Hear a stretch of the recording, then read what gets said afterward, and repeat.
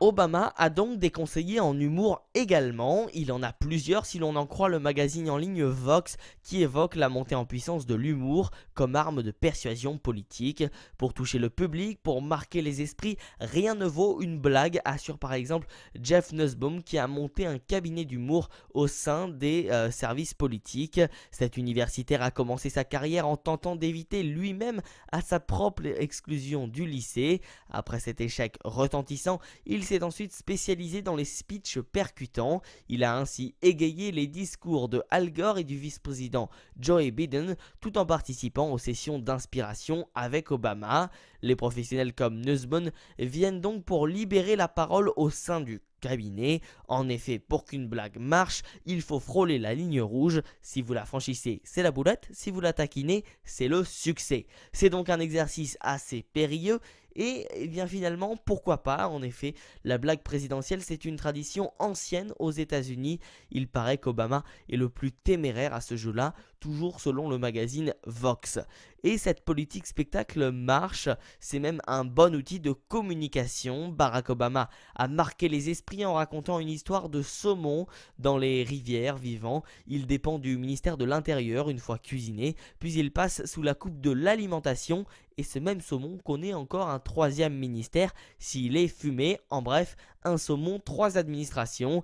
L'anecdote voulait en effet montrer la complexité de son administration et proposer ce qu'en France, le gouvernement a appelé le choc de simplification. Et en France, justement, autour de François Hollande, on assure que le président a le monopole des blagues. Désormais, les hommes politiques comme les grands patrons s'entourent d'un staff de communication qui semble plutôt en mode défensif et surveille même leurs tweets, leur proposant jusqu'à 3 versions qui doivent toutes être revues par le service juridique. Bref, hormis quelques électrons libres qui nous ont parfois fait rire et souvent à leurs dépens, les politiques français pensent qu'il est grave pour eux d'être pris au sérieux. La chaîne ABC est parmi nous avec certaines stars de leur toute nouvelle comédie Blackish. C'est une super série, mais je dois prévenir ABC, être noir ne vous rend populaire qu'un moment, hein, croyez-moi. Il y a 70 ans, Hitler se suicidait dans un bunker de Berlin, signant ainsi la capitulation du Reich allemand. Aujourd'hui, le souvenir du dictateur continue de hanter un petit village à l'ouest de l'Autriche, à Braunau am Inn. La maison où il est né est au cœur d'un casse-tête administratif et mémoriel que l'État souhaite résoudre à tout prix. Les nazis, dehors, sont venus scander ces manifestants antifascistes devant cette balise jaune. C'est ici qu'a vu le jour Adolf Hitler en 1889. Et pour eux, c'est toujours un symbole de l'extrême droite. Pendant quelques semaines seulement, le jeune Adolf habitera au rez-de-chaussée de la pension où ses parents louent un appartement.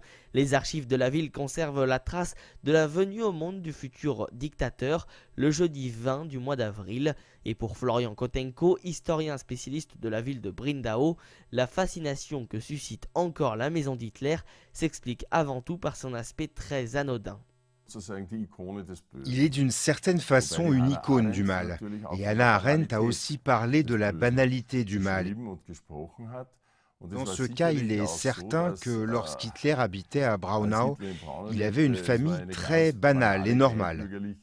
La maison est depuis l'époque nazie l'attraction phare de la municipalité, aux grandes dames des 17 000 administrés de la ville, exaspérés par la publicité que leur fait la bâtisse. Monika Raschhofer, rédactrice en chef d'une publication locale, voit depuis plusieurs dizaines d'années défiler les journalistes du monde entier, inlassablement attirés par la même histoire.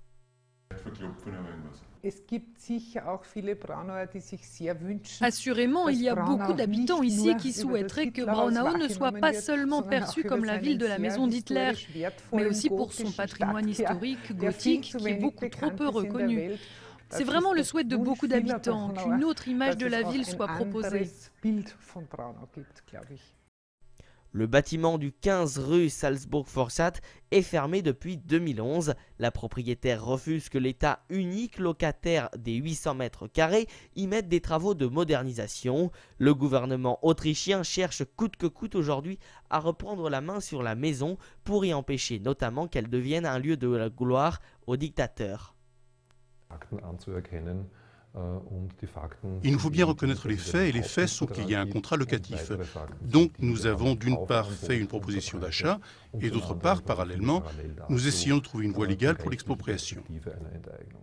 La municipalité a fait installer devant la maison un bloc de pierre en mémoire des victimes de l'Holocauste, appelant à la liberté et à la paix, une stèle qui a déjà été la cible de dégradation.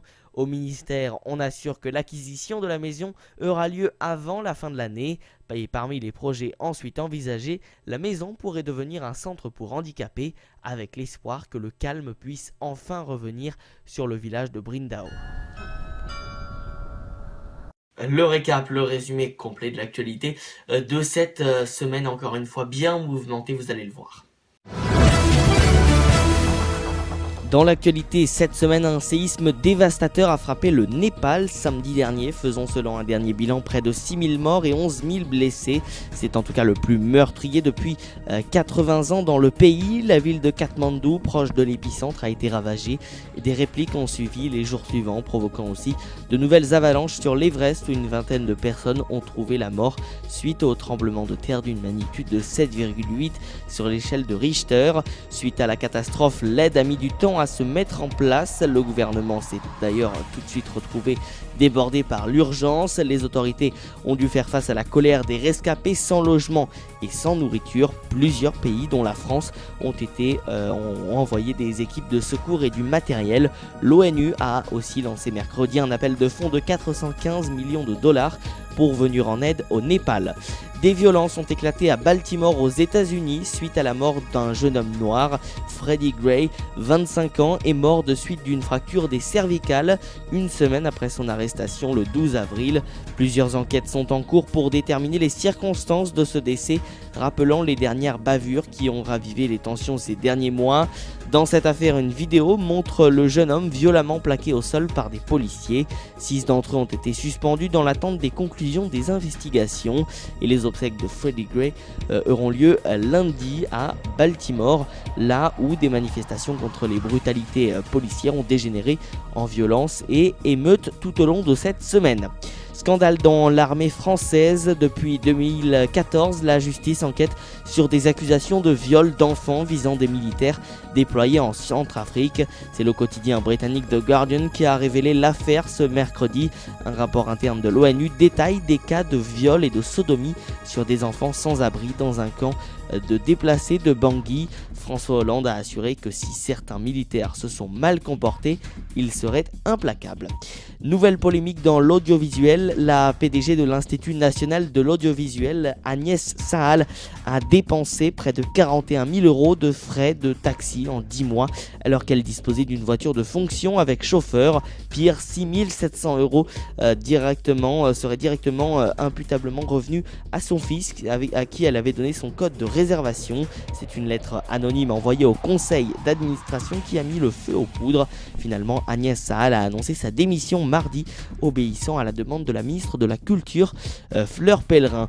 Et puis, rien n'arrête plus. Apple, la firme de Cupertino, continue de satisfaire ses investisseurs, heureux de découvrir des chiffres meilleurs que prévu. En effet, un chiffre d'affaires qui progresse de 27% pour atteindre 53,3 milliards d'euros et un bénéfice en hausse de 33% à 12,5 milliards d'euros.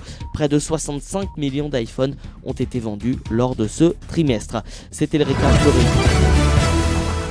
C'est la fin de cette édition. Merci à tous et toutes de nous avoir suivis. Merci de votre fidélité. Rendez-vous naturellement samedi prochain pour le grand show de l'info. Pour information, demain dimanche dans le Sunday Time, nous recevrons un blogueur qui a eu l'Apple Watch pendant un peu plus d'une semaine. Il vous donnera justement son avis. Faut-il l'acheter ou non, ou même attendre peut-être une prochaine génération. On en parlera demain dans le Sunday Time avec bien évidemment tous nos autres chroniqueurs. Je pense notamment à Karl et Lucas Poissonnet qui seront présents. Excellente fin de journée à